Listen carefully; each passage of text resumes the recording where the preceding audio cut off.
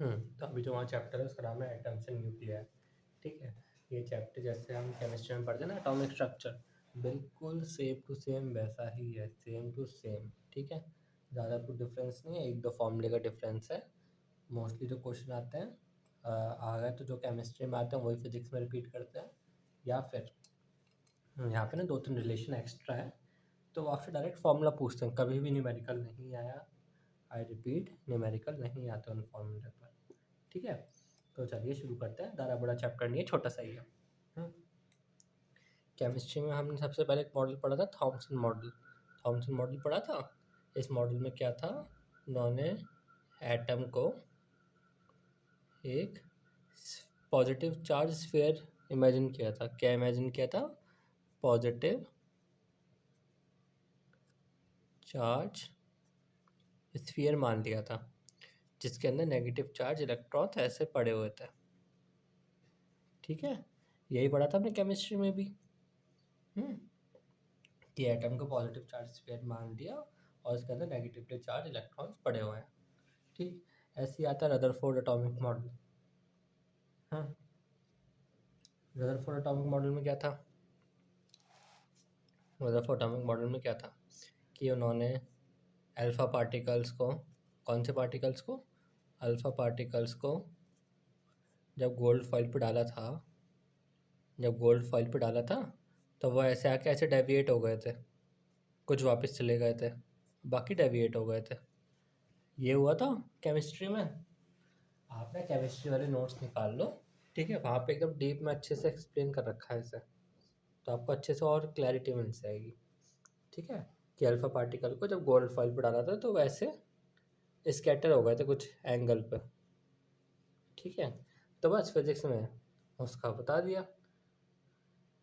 Suppose n number of particle एक angle पे गए, n number of particle, n number of particle एक angle है थीटा, उस पर डेविएट हुए हैं, तो इन्होंने उसका फॉर्मूला बता दिया।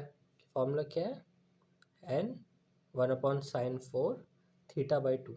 सिर्फ और सिर्फ रिलेशन याद रखो, रिलेशन याद रखो, न्यूमेरिकल इसमें नहीं पूछे गए हैं, न्यूमेरिकल्स नहीं पूछे गए हैं। ठीक है, तो ये है कि अगर suppose n number of particles theta degree के एंगल पे गए हैं तो बस उसका रिलेशन ये है। ठीक है, हम्म अब आता है डिस्टेंस ऑफ क्लोजेस्ट अप्रोच। ये क्या था, ये क्या था, रुको मैं बताऊंगा क्या था ये।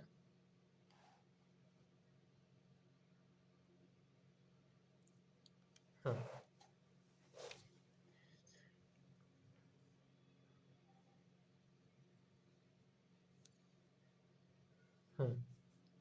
सपोज यहाँ पे है, जब हमने रदरफोर्ड वाला एक्सपेरिमेंट किया था तो साइड वाले थे वो तो स्कैटर हो गए थे ऐसे ऐसे करके, लेकिन कुछ पार्टिकल सीधा जाके सीधा वापस भी उतारते, सीधा जाके सीधा वापस भी उतारते। देखो न्यूक्लियस पॉजिटिव चार्ज है, अल्फा पार्टिकल भी पॉजिटिव चार्ज है। ठीक है, अल्फा पार्टिकल और ये है न्यूक्लियस, दोनों पॉजिटिव चार्ज है। तो ये एक टाइम तक तो इसके पास तक जाएगा, लेकिन जब पॉजिटिव चार्ज आपस में बहुत पास आ जाता है फिर वो रिपेल करना स्टार्ट कर देता है ना, फिर वो रिपेल करने लगेगा। तो जितनी दूरी बचती है लास्ट में, ये जो डिस्टेंस जो बची है, इसको कहते हैं क्लोजेस्ट अप्रोच, कि भाई जितनी दूरी तक वो आया फिर उसके बाद वो रिपेल कर गया। ठीक है, जितनी दूरी तक आया उसके बाद वो रिपेल कर गया, तो इसका भी फॉर्मूला दे रखा है। इसका फॉर्मूला क्या है, 1/4πε0 2ze² अपॉन के। यहाँ पे के का मतलब क्या है, काइनेटिक एनर्जी। ठीक है, और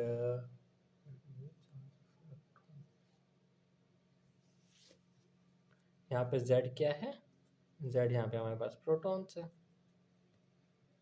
ठीक है, हम्म चलिए आगे चलते हैं। आगे चीज़ आती है इम्पैक्ट पैरामीटर। इम्पैक्ट पैरामीटर, अब देखो, अभी तक हमने देखी जो चीज़ सेंटर लाइन में गई थी वो वापस आ गई थी, जो चीज़ सेंटर लाइन में गई थी वो वापस आ गई थी। ठीक है, और बाकी चीज़ें क्या हुई थी, बाकी स्कैटर हुई थी, बाकी चीज़ें स्कैटर हुई थी ऐसे।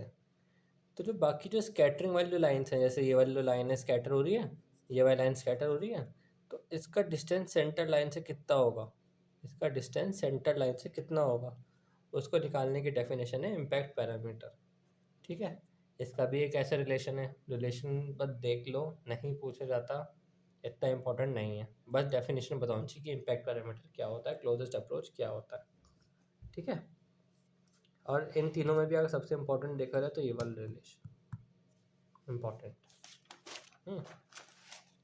बाकी फिर आगे चलते हैं। आगे आपने केमिस्ट्री में ही पढ़ा था कि बोहर एटॉमिक मॉडल, बोहर ने कहा था angular momentum of orbit is integral multiple of h/2π। इसका मतलब क्या था, एंगुलर मोमेंटम कितना होता है, एंगुलर मोमेंटम होता है mv/r is equals to h/2π का इंटीग्रल मल्टीपल, मतलब इंटीग्रल मल्टीपल मतलब n। ओहो,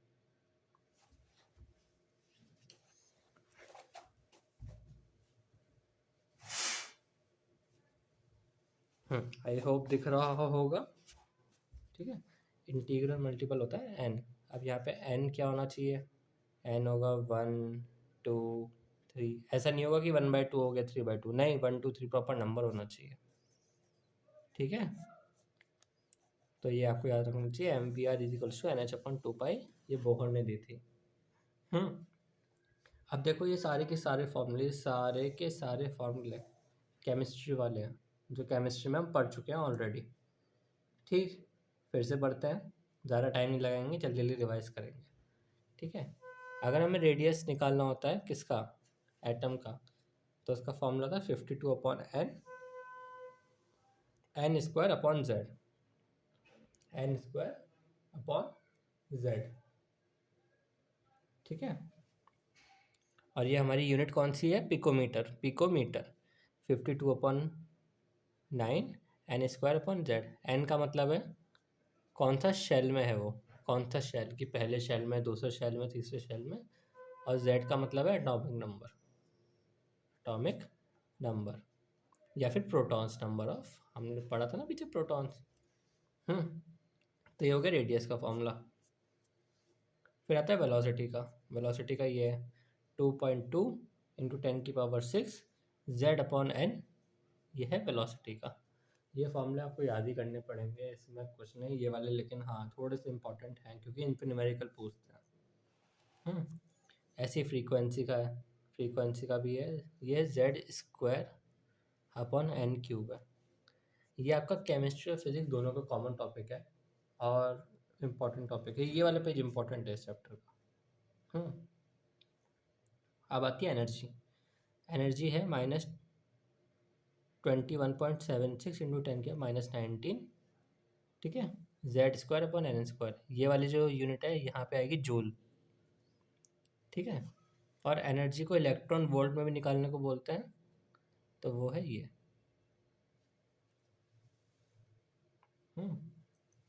अगर आपको किसी चीज़ को जूल से इलेक्ट्रॉन वोल्ट में कन्वर्ट करना है, जूल से अगर आपको किसी चीज़ को इलेक्ट्रॉन वोल्ट में कन्वर्ट करना है, तो उसको डिवाइड कर दो 1.6 इंटू 10⁻⁻19 से डिवाइड कर दो, तब वो जूल से इलेक्ट्रॉन वोल्ट में कन्वर्ट हो जाएगा। और अगर इलेक्ट्रॉन वोल्ट से जूल में करना है तो मल्टीप्लाई कर दो, समझे।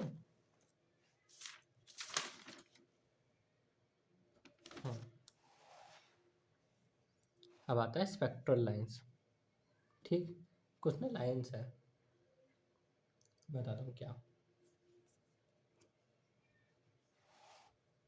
सपोज करो ये न्यूक्लियस है, ये पहला शेल है, ये दूसरा शेल है, ये तीसरा शेल है। चलो मैं अभी ये कंटिन्यू करता हूँ थोड़ी देर।